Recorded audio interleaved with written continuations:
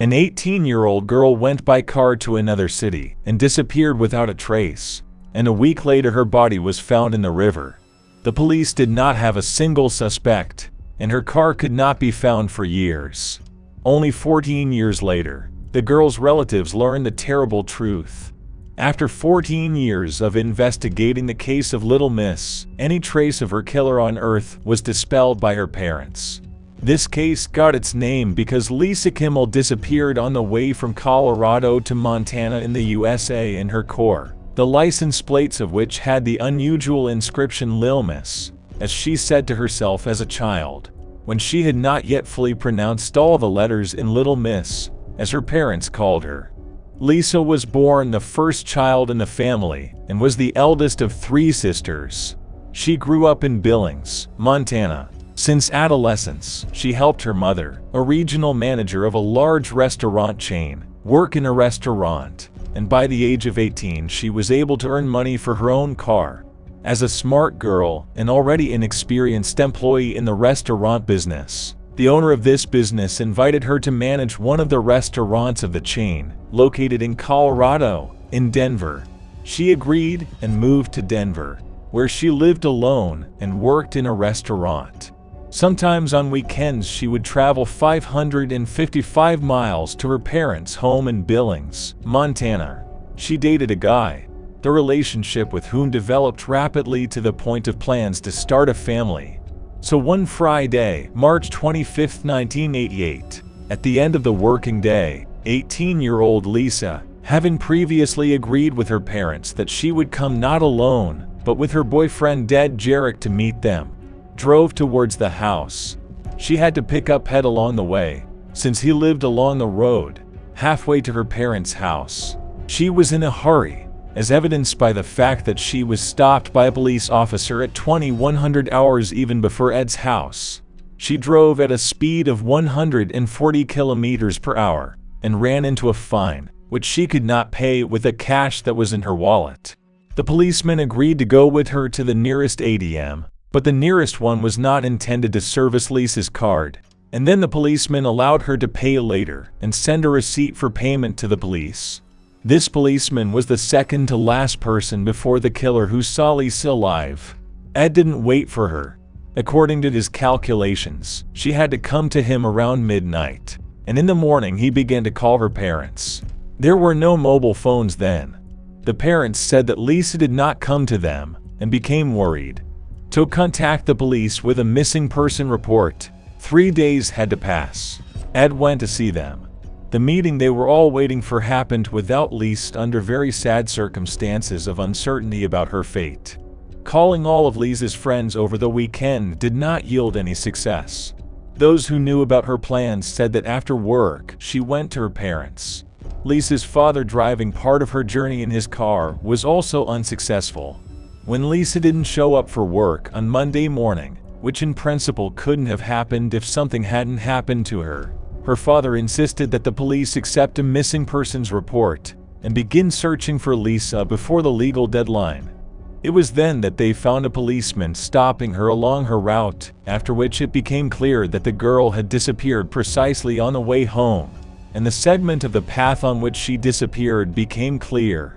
However, since the segment was quite large, more than half the way, it was unrealistic to explore it all in the surrounding areas. The police involved the media in the search with announcements about the girl's disappearance, but there were no results until the 8th day from the moment of her disappearance.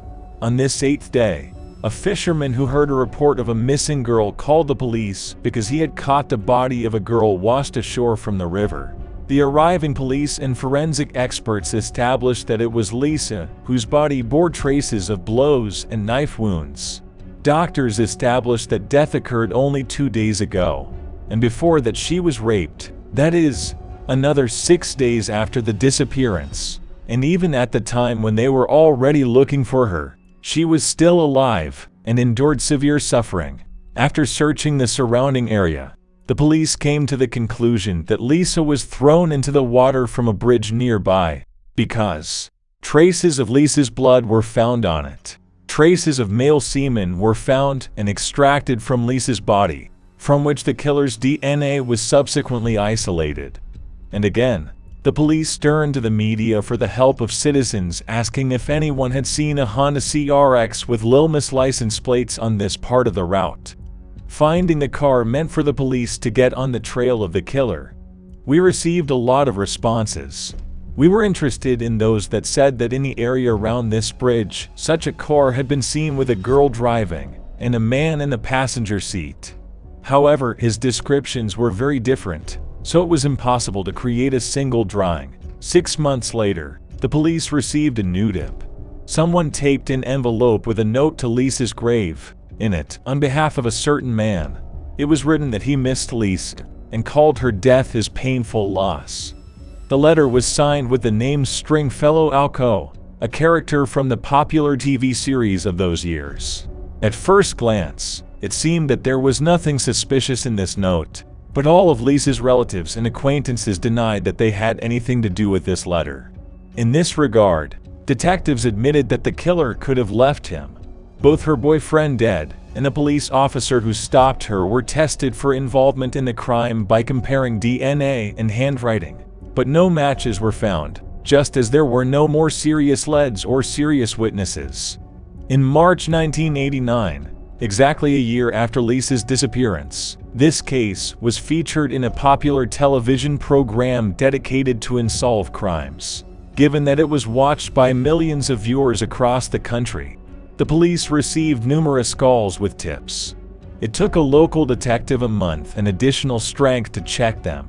Lisa's parents believed that the local police department could not cope with the volume of tips and leads that came in after the program's release. For this reason, they wanted the FBI to handle their daughter's murder. However, Sheriff Ron Ketchum reacted extremely negatively to this idea and said that he did not intend to give up this case. Despite this, a year later, Lisa's parents finally secured the participation of federal investigators in this case, enlisting the support of higher authorities. However, until 2002, the case lay on the archive shelf as unsolved. By the beginning of 2000, the DNA database, which did not exist at the time of Lisa's murder and the investigation of her case, began to be widely used in the United States. By 2002, this experience had reached the local FBI office, in whose archives Lisa's case was located. After loading her killer's DNA data into the database, the result was not long in coming. A complete match was found with 59-year-old Dale Wayne Eiten, who was in prison at the time, having been arrested for an armed attack on a family on the highway in 1997. The head of the family was able to disarm him himself and hand him over to the police, and upon his arrest, DNA was loaded into the database.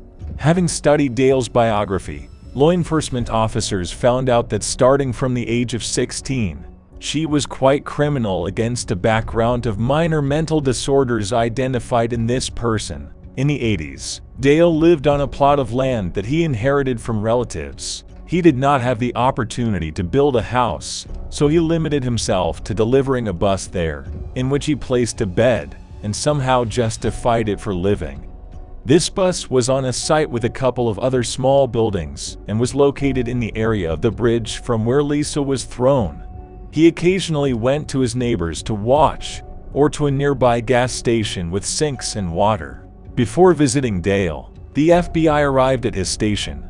The neighbor told them a rather interesting story, that several years ago, Dale surprised him by digging a very large hole on his property, explaining that he planned to bring water to his place, but he didn't, and then buried the hole back. Having dug up the place indicated by the neighbor, 14 years later a car with Little Miss license plates was found. By that time, Dale had already been convicted not only of robbery against a family, but also for the murder of a cellmate in prison. As a result of the FBI's work, with the similarity of DNA, the handwriting in the letter on Lisa's grave, and her found car, in 2003 Dale was charged with the murder of Lisa Kimmel. Despite the evidence, he pleaded not guilty. Without his testimony, there was only speculation that he had probably attacked her at a gas station located next to his property, where he usually went to use the sink and water. Apparently, she stopped there to refuel her car, since under no other circumstances would Lisa have stopped on the road at night. Dale Wayne Eden was sentenced to death, but after appeals by lawyers, the sentence was either overturned or reinstated. To this day, litigation in the case is still ongoing. The verdict was either canceled in 2009, then returned to force in 2010, and was canceled again in 2014 and in 2021. Eden, at 78, remains the only death row inmate in prison. Judging by the multiple disappearances of young girls in that area and in those years, suspicions that Lisa was not his only such victim remained only suspicions. Lisa's parents filed a civil lawsuit, but only to perform one symbolic action. They were given the Dale site with all the wooden buildings and a bus there, by agreement with the fire brigade. Having secured all the necessary permits, they instructed the firefighters to burn everything that was in this area in order to dispel without a trace everything that was connected with the presence of their daughter's killer on the ground. They did this on July 18, 2005, their little Mrs. 36th birthday.